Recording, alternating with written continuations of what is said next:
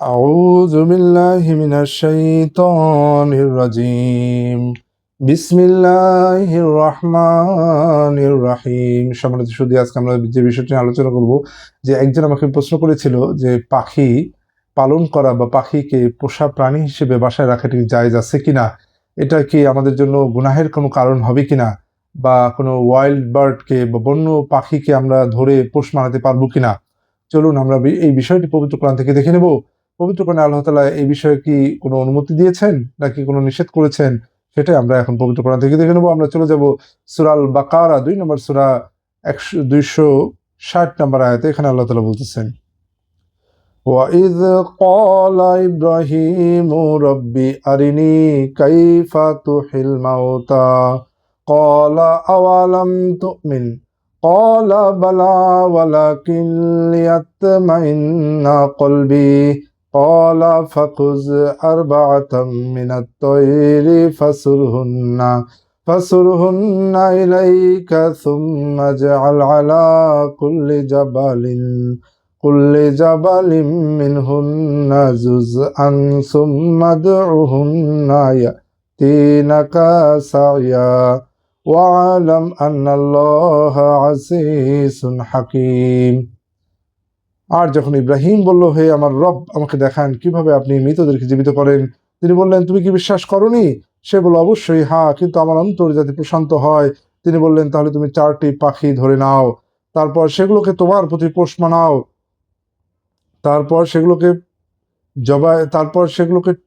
সেগুলোর প্রতিটি পাহাড়ে সেগুলোর টুকরো অংশ রেখে আসো, সেগুলোকে ডাকো, সেগুলো দৌড়ে আসবে তোমার নিকট। আর জেনে রাখো, নিশ্চয় আল্লাহ পরাক্রমশালী, প্রজ্ঞাময়। তাহলে এখানে আল্লাহ তাআলা বললেন, ওয়াইদ ক্বালা ইব্রাহিম, যখন ইব্রাহিম বলল, রব্বি আরিনি কাইফা তুহিল মাউতা, হে আমার রব, আমাকে দেখান।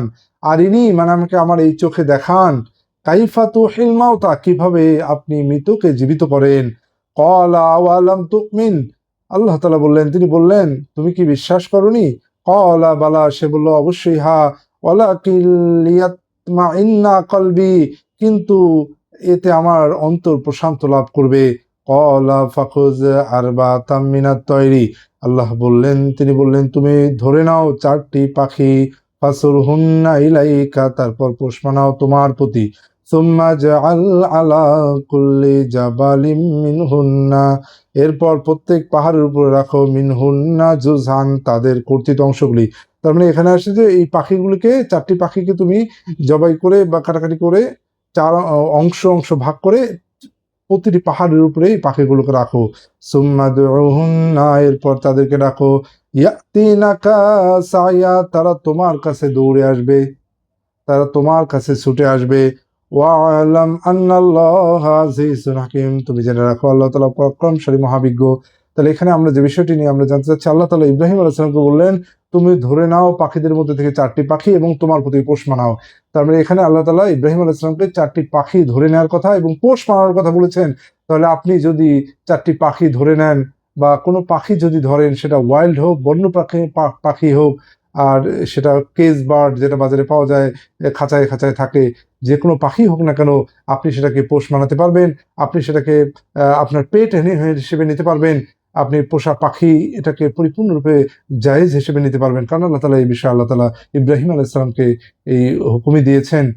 সুতরাং এটা আমাদের জন্য সম্পূর্ণরূপে পারমিটেড, সম্পূর্ণরূপে অনুমোদিত, যে আমরা যদি পোষা পাখি রাখি, সেটা বন্য পাখি থেকে হোক, অথবা বাজারে প্রাপ্ত লোকাল যে কেজ বার্ড বা এগুলো থেকেই হোক। সুতরাং এটা আপনাদের কাছে পরিষ্কার। আশা করি আপনারা বুঝতে পেরেছেন যে পাখি পালন করা, পোষ মানানো, এটার মিসাল আল্লাহ তাআলা পবিত্র কোরআনে উল্লেখ করেছেন ইব্রাহিম আলাইহিস সালামকে দিয়ে, আর এটা সম্পূর্ণরূপে অনুমতি রয়েছে। আশা করি আপনারা বুঝতে পেরেছেন।